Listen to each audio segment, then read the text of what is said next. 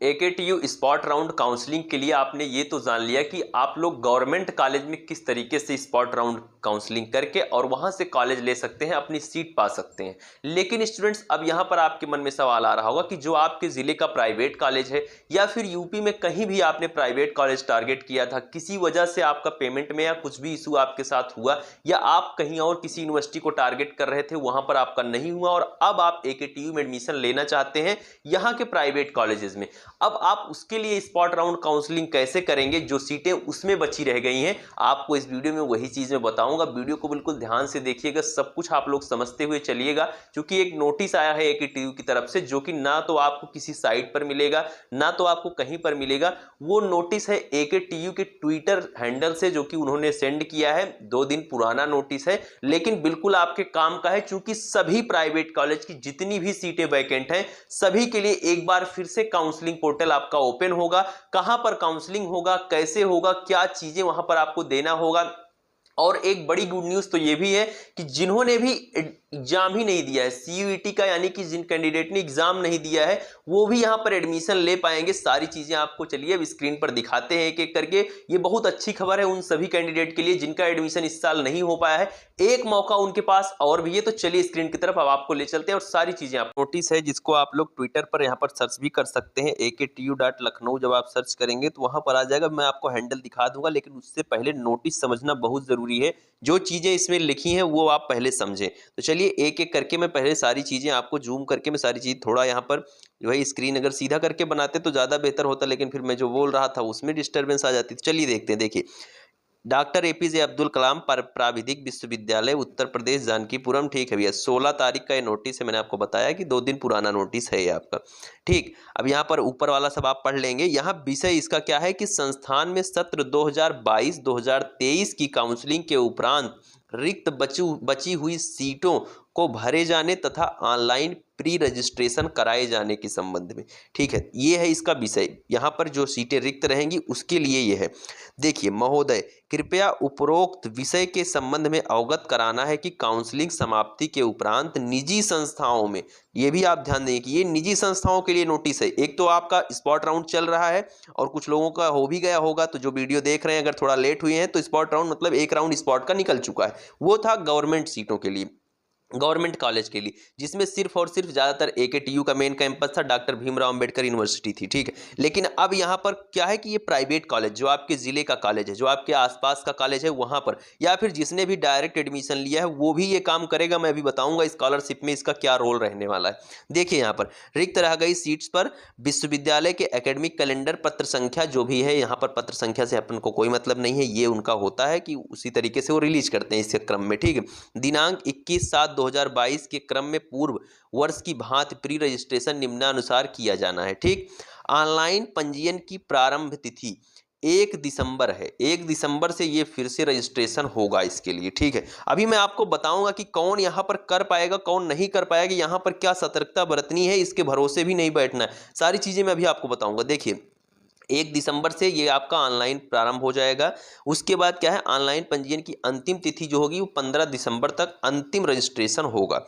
अब यहाँ पर क्या पॉइंट है कि रिक्त रह गई सीटों पर प्रवेश के लिए इच्छुक अभ्यर्थी को विश्वविद्यालय की वेबसाइट पर, ठीक है, तो ये होगा कहाँ, ये होगा विश्वविद्यालय की वेबसाइट पर। अभी तक सारे प्रोसेस कहाँ होते थे, वो होते थे uptac.admissions.nic.in पर। अब कहाँ होगा, अब ये विश्वविद्यालय की साइट aktu.ac.in पर होगा। मतलब अब वो जो गवर्नमेंट वाला रोल था वो अब खत्म होता नजर आ रहा है। अब ये यूनिवर्सिटी के पास है मामला। ठीक है, अब यहां पर क्या होगा कि उक्त के अतिरिक्त संस्थान स्तर पर मैनेजमेंट कोटे के लिए गए छात्र छात्राओं का पंजीकरण भी इसी पोर्टल पर कराया जाना सुनिश्चित करें। ठीक है, मतलब जो कैंडिडेट यहाँ पर मैनेजमेंट से एडमिशन लिए हैं वो भी इसी के थ्रू अपना रजिस्ट्रेशन करवा लें।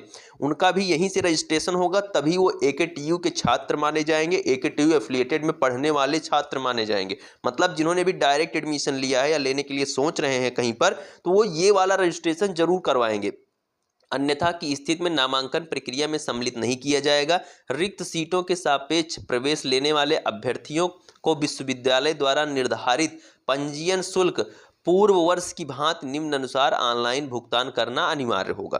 अब यहाँ पर थोड़ा सा आप ध्यान देंगे फी को लेकर, जो भी है यहाँ पर सतर्क रहेंगे, नहीं तो आप फिर से मुझसे सवाल जरूर करेंगे और इतने सवाल हो जाते हैं कि जवाब देना थोड़ा मुश्किल होता है। देखिए, जो भी कैंडिडेट जेईई मेन में बैठे हैं, नाटा एग्जाम दिए हैं बैचलर ऑफ आर्किटेक्चर के लिए, या फिर सीयूईटी का एग्जाम दिए, जो भी आपने एग्जाम दिया है, आप एकेटीयू के किसी भी कोर्स में एडमिशन लेना चाहते हैं, यदि आपने एग्जाम दिया है, जो कंपटीशन एग्जाम था उसमें आप बैठे थे, तो आपको 1000 रुपये जनरल ओबीसी को और अनुसूचित एवं जनजाति के अभ्यर्थियों को 500 रुपये देना होगा इस रजिस्ट्रेशन को करने के लिए।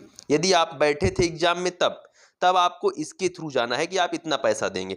नहीं, यदि आप एग्जाम में बैठे थे, आपका डायरेक्ट एडमिशन है, आप मैनेजमेंट कोटा वाले हैं, तो आपको 2300 रुपये यहाँ पर देना होगा और उसके बाद आप लोग रजिस्ट्रेशन कर पाएंगे जनरल ओबीसी के, और अनुसूचित जनजाति और अन्य जो वर्ग हैं उनके लिए 1150 रुपये। ठीक, मतलब ये है कि जो एग्जाम दिए हैं वो भी यहाँ एक बार फिर से उनके पास मौका है। रिक्त रह गई सीटें, जो प्राइवेट में सीटें खाली हैं, एक मौका आपके पास भैया है, आप यहाँ पर एडमिशन लेकर अपना समय बचा सकते हैं। ठीक है, और मैं भी यही कहूँगा, अगर कोई अच्छा कॉलेज मिल रहा है प्राइवेट में थोड़ा ठीक ठाक है, तो आप लोग एक साल खराब करने के चक्कर में ना पड़े। दिन प्रतिदिन कंपटीशन आपका इंक्रीज होगा। सीयूईटी अगली बार और भी थोड़ा सा टफ होगा, ये आप मान के चलिएगा। पहला एग्जाम था, बहुत लोग गड़बड़ हुए, बहुत लोग पहुंच नहीं पाए एग्जाम सेंटर पर, क्या प्रॉब्लम्स हुई, तो यहाँ पर आपके पास एक स्मार्ट तरीका यह है, सीट लो निकलो, सबसे अच्छा यही है। ठीक है, आइए इसको और पढ़ते हैं, इस नोटिस को, और भी थोड़ी जानकारी ले लेते हैं इसके बारे में। देखिए, विश्वविद्यालय की वेबसाइट पर होगा सारा मामला, मैंने आपको बताया। वेबसाइट के मुख्य पेज पर पंजीकरण हेतु लिंक या पॉपअप प्रदर्शित होगा। ठीक है, वेबसाइट जो आपकी AKTUAC.in जो साइट है उस पर, ये जब बिल्कुल होम स्क्रीन पर जैसे लॉगिन करेंगे तुरंत आपको मैसेज दिखेगा।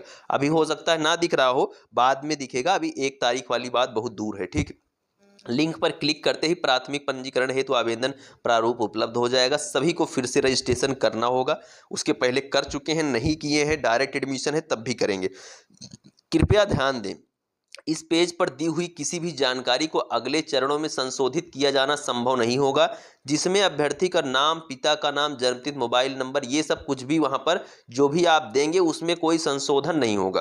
पहले ही मैं बताता हूं, जब आप लोग काउंसलिंग करें, एग्जाम आप दे रहे हैं, थोड़ा सा गड़बड़ हुआ वो चल जाता है। ठीक है, किसी कारणवश आपने एग्जाम नहीं दिया, आपका मन नहीं था, आप 10 क्वेश्चन छोड़ के आ गए, लेकिन अगर फॉर्म में किसी तरीके से गलती कर रहे हो, उसके बाद और भी काउंसलिंग में कोई गलती कर रहे हो, तो ये आपकी सबसे बड़ी असफलता है। यहाँ पर इसका मतलब ये है कि आप जागरूक नहीं थे। कुछ लोगों ने वायरल बायोलॉजी से जो है काउंसलिंग भी करवाया था, तो अगली बार इसको और बड़े स्तर पर ले जाएंगे। लेकिन ये है कि आप लोग यदि खुद भी कर रहे हैं तो खुद देख कर करिए, सीएससी वाले के भरोसे ना बैठिए, उससे करवा रहे हैं तो उसके बगल बैठ के करवाइए। ठीक, फिर यहाँ पर देखिए 5वें नंबर पर, सूचना भरने के क्रमों में अभ्यर्थी को अपने संपर्क विवरण की सूचना को मोबाइल नंबर OTP द्वारा सत्यापित करना होगा। मतलब मोबाइल नंबर आपके पास होना चाहिए, और जीमेल आईडी होनी चाहिए आपके पास, या ईमेल आईडी होनी चाहिए, जो भी आप चलाते हो वो होना चाहिए आपको। यहाँ से 2 तरीके से आपका वेरिफिकेशन होगा, जहाँ से आपको और अन्य सूचनाएं वहाँ से प्राप्त होती रहेंगी।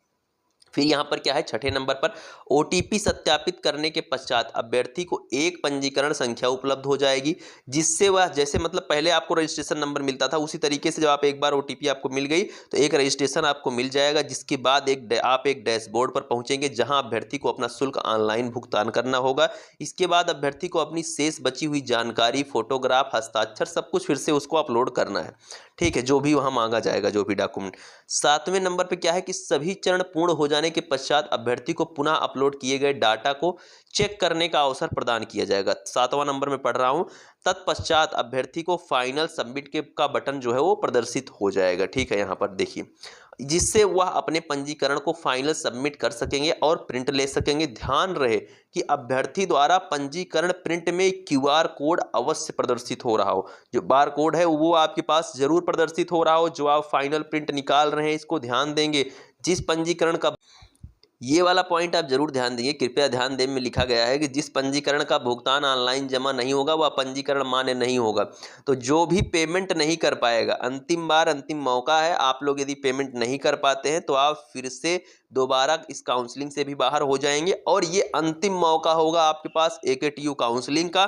और जो भी यहाँ से नहीं करवाता है, जो भी कॉलेज, यदि आपको कोई कॉलेज ऐसा है जो रजिस्ट्रेशन को नहीं मान रहा है, किसी चीज़ को नहीं मान रहा है, इसका मतलब उस पर थोड़ा आप लोग डाउट जरूर करिएगा कि आप मेरा रजिस्ट्रेशन क्यों नहीं करवा रहे हैं, या कोई भी कारण है। बहुत से ऐसे कॉलेज होते हैं जो कहीं गाँव में ऐसे चल रहे होते हैं, वहाँ पर रजिस्ट्रेशन करवाया ही नहीं जाता है। 4 साल बाद आपको जो भी वहाँ पर मार्कशीट दी जाती है उसको आप ले जाते हैं तो आपको लाइसेंस नहीं मिलता, डिग्री नहीं मिलती। इस चीज़ के लिए आप सावधान रहें, सारी चीज़ों को आप ध्यान देते रहें, आप बिल्कुल एकदम जागरूकता अपने पास बनाए रखें। और स्कॉलरशिप यदि आपको लेना है तो ये रजिस्ट्रेशन अनिवार्य है।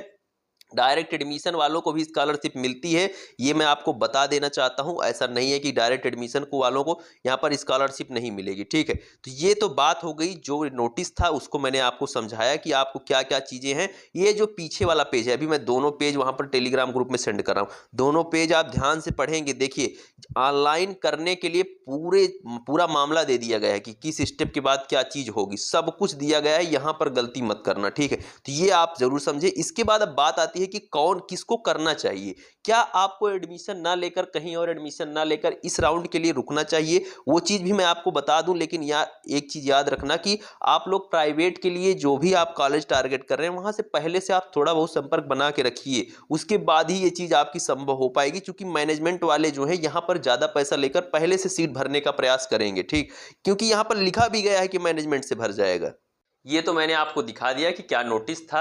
नोटिस उम्मीद करते हैं मैंने आपको समझाया जो चीज़ें, वो आप समझने में कामयाब रहे हैं। और सारी चीज़ आप लोग जितना भी मैंने आपको बताया उसको ध्यान देंगे। क्योंकि देखिए, यहाँ पर अब जो रिक्त सीटें हैं वो ज़्यादातर मैनेजमेंट वाले खुद भर लेते हैं, लेकिन फिर भी कुछ कॉलेज में कुछ ना कुछ सीटों के लिए ये चीज़ होगी। तो आप वहाँ पर अलर्ट रहिएगा। यदि आप कहीं भी एडमिशन नहीं पाते हैं तो एक अंतिम प्रयास आप लोग कर सकते हैं, अपना 1 वर्ष यहाँ पर नुकसान होने से आप लोग बच सकते हैं। तो चलिए, इसी के साथ इस वीडियो को हम लोग खत्म करते हैं। कोई भी सवाल है तो आप कमेंट कर सकते हैं। मुझसे कोई सवाल आप पर्सनली पूछना चाहते हैं तो इंस्टाग्राम पर मुझे मैसेज करिए। Thank you, bye bye, love you all, नमस्कार।